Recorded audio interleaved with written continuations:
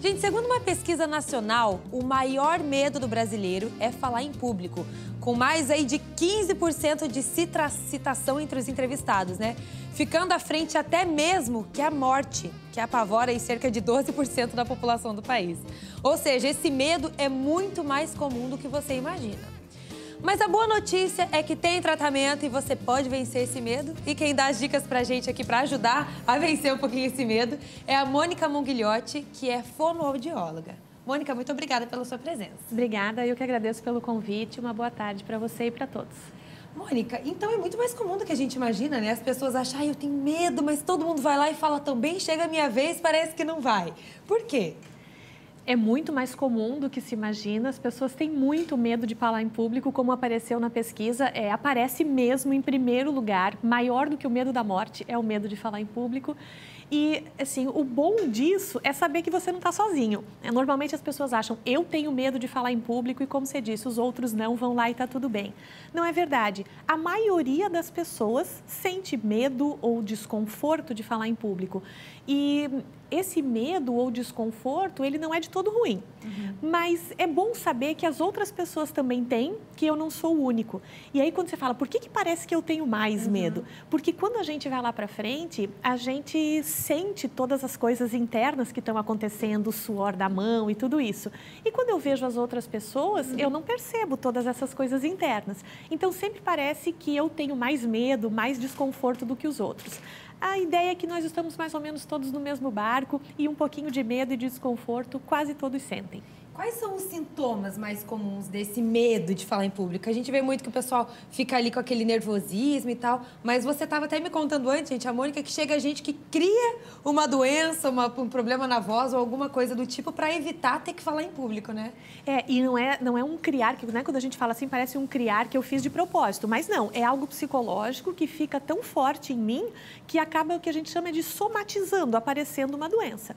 Então, é comum, às vezes, somatizar, né, acontecer assim, dores de garganta, eu fico afônico, então perco a voz, eu fico muito rouco, ou às vezes aqueles sintomas de virose, que é assim, às vezes diarreia, vômito, né?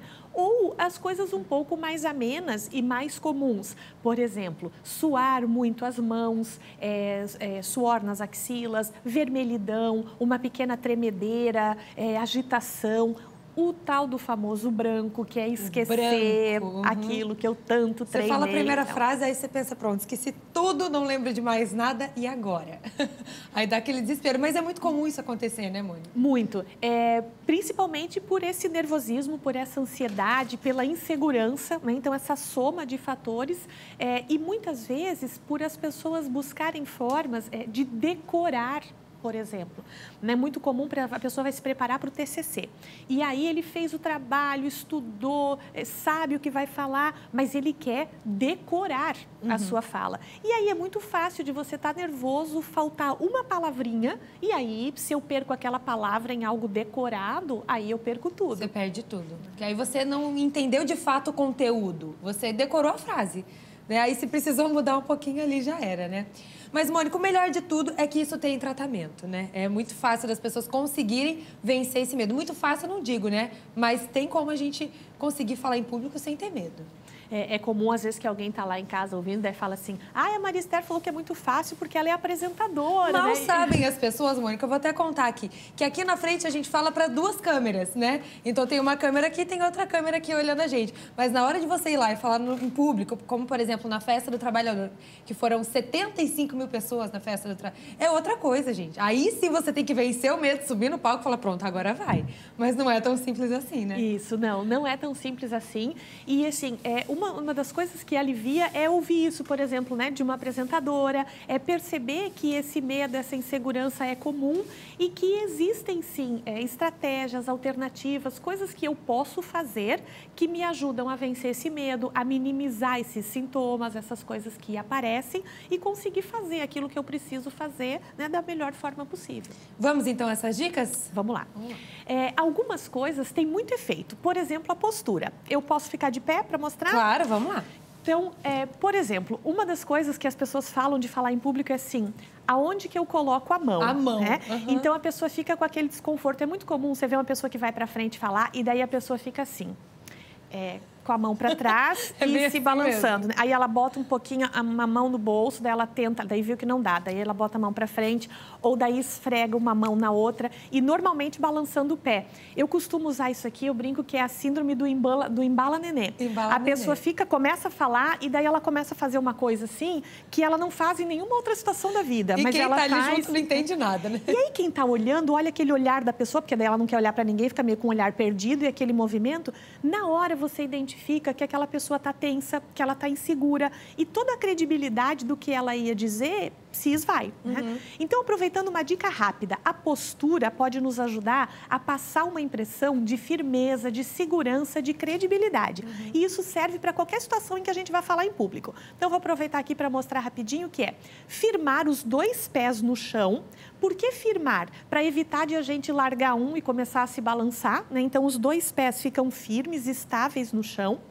E aí a gente imagina como se fosse um fiozinho nos puxando aqui em cima, para a gente não correr o risco de ficar meio assim, né? Que parece que tá... Tem que cuidar, gente, porque volta e meia eu me pega assim também. Aí vem a Mônica, que é minha fono também, e ela diz, Maristela, lembra do fiozinho puxando isso, aqui. Né? Que dá essa sensação de que eu tô disposto, de que eu tenho energia, de que eu tô animado para...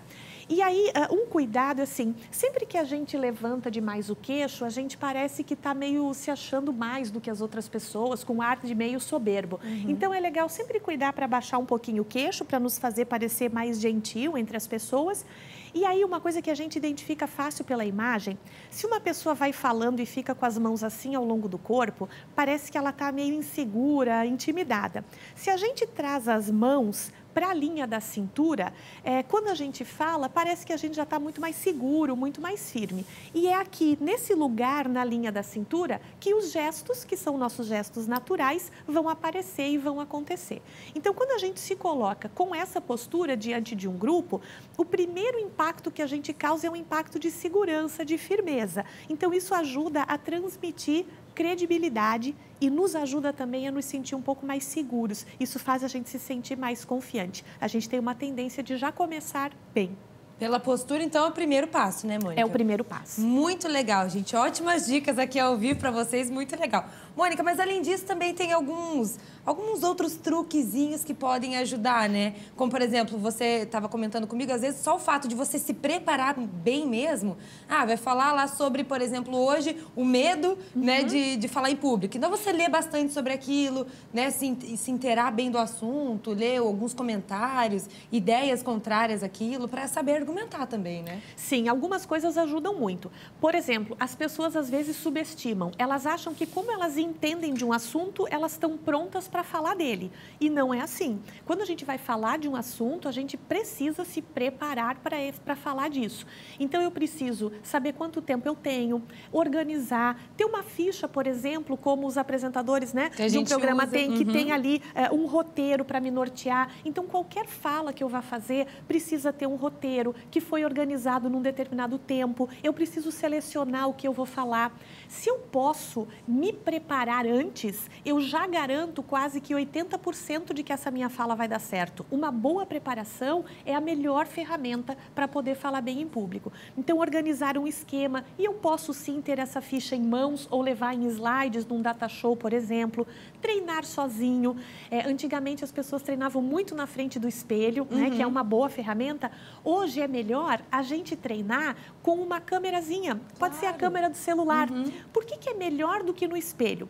Quando você vai no espelho e começa a treinar, tu já está se vendo. Aí tu tenta fazer e tenta se corrigir, tu percebe as coisas, ficam as duas coisas acontecendo ao mesmo tempo, dificulta muito. Você já começa a rir da sua cara mesmo, você fala, não vai dar certo isso aqui. Bem isso, já errei aqui, aí desanima. Se você filma, você primeiro se preocupa em fazer a tua apresentação. Depois, quando você vai olhar, você vê e fala, isso aqui não ficou bom, aqui eu errei, aqui pode ser melhor. Então, são 2 momentos. Cada hora você se concentra numa coisa só. Muito legal. Mônica, inclusive o pessoal de casa está participando e a gente recebeu um depoimento bem legal da Rosilene Cruz. Eu fico tão nervosa que eu esqueço o que eu vou falar. Aí a Rosilene, um exemplo aqui pra gente, né? Só vamos aproveitar, então, assim, pra Rosilene uma dica isso não é incomum, ela não é a única, mas quanto mais você puder se preparar antes, de preferência fazendo um esquema, ou no data show, ou numa fichinha, tendo a sequência do que você organizou, para que você possa, deu o branco, você dá uma olhadinha lá, fala, lembrei. Já lembrar um pouquinho. Sempre em tópicos, Rosilene, nunca escreva todo o texto, porque senão você vai procurar naquele mundaréu de papéis. Não vai se encontrar. Não vai se achar. Então, você faz uma organização, vários tópicos. Se você tem a tendência de esquecer, coloca mais tópicos, mais do que o necessário. Você fala, nem vou precisar de tudo isso, mas coloca lá.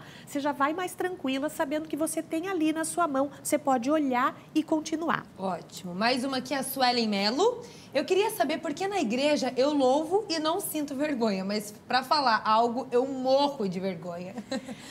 É muito comum, Suelen, isso acontecer assim. Quando você está louvando, você está cantando. Então, você não está falando das suas opiniões, das suas ideias, você não está tendo que defender, argumentar. Quando você vai falar, né, seja no trabalho ou de alguma coisa, daí é você falando. Então, você tem que se colocar ali. Então, é por isso que é diferente de quando canta, né, e de quando tem que sustentar e falar e colocar as suas ideias. As mesmas dicas de se preparar, de ensaiar para algumas coisas, né, que já podem ser previstas, de ter uma orientação, ajudam muito.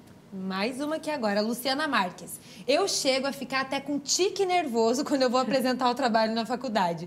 Por mais que eu estude, que eu decore o assunto de apresentação, sempre dá um branco, uma tremedeira e eu começo a coçar o nariz. É triste. Luciana, essa de coçar o nariz, eu confesso pra você que eu nunca tinha escutado falar. Mas é mais comum do que a Luciana pensa. Umas pessoas coçam o nariz, outras colocam o cabelo atrás da orelha, muitas vezes sem precisar, ou puxa, arruma o cabelo. Outros arrumam o óculos, outros colocam a mão no bolso sem querer e tal. Então, algumas coisas que eu poderia sugerir a Luciana. Ela disse assim, ó, eu decoro tudo, mas na hora dá o branco e eu fico nervosa. Eu acho, Luciana, que o erro tá aí. É aquilo que eu estava falando, em decorar. É melhor que você estude, que você tente falar várias vezes. Fala para sua mãe, para seu pai, para seu namorado, para sua amiga. E aí, cria lá um roteirinho com os tópicos das informações. Se você não decora, se você entende e você vai ensaiando, você vai vendo que você vai conseguir superando, que uma vez dá certo, coloca aquela postura ali que a gente falou. Então, você já começa com uma impressão assim de estar mais firme, mais segura. E você vai vendo que sem decorar, entendendo, você vai falar com as suas palavras. Aí, às vezes, foge uma palavra, você substitui por outra. Às vezes, vai ter ali no meio, mas não tem problema. A fala não precisa ser perfeita. Você não está recitando um jogral. Nós somos seres humanos, né? Isso. Todo mundo erra, não é mesmo, Mônica? E aí, quando a gente começa também a se cobrar um pouco menos e perceber que não precisa ser tão perfeito, mas que eu fui superando e eu fui conseguindo, a gente vai se sentindo aos poucos mais firme, mais seguro. E aí é um círculo vicioso. Ele flui naturalmente, isso. Né? Eu vi que deu certo uma vez, aí eu vi que eu já sabia como ficar, onde colocar as mãos, eu vi que eu não decorei, eu usei o meu roteiro e deu certo. Então, o que também nos gera medo é que muitas vezes a gente tenta e muitas vezes não fica bom. Aí a gente começa a ficar mais inseguro.